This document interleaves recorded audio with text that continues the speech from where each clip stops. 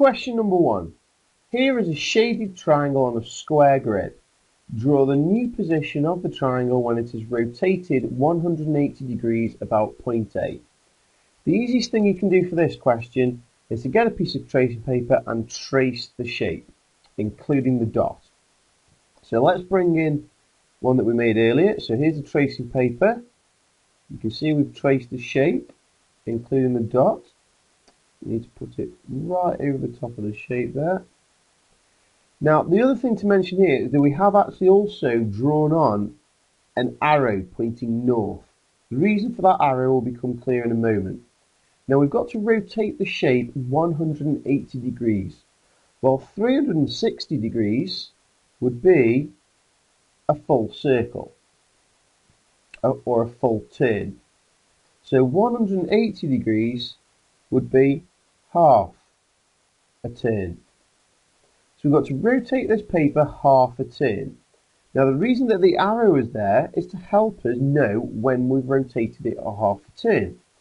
So if we begin to rotate it, if the arrow's starting out pointing north or pointing up, if we're rotating the paper half a turn, the arrow needs to then point down. So if it points to the right, that would be a quarter of a turn. And if it points to downwards, that will be half a turn. So you can see that it's now pointing downwards. Now you can see that my shape has slightly come off, but to stop that from happening, you need to put your pen on the point as you are rotating the tracing paper.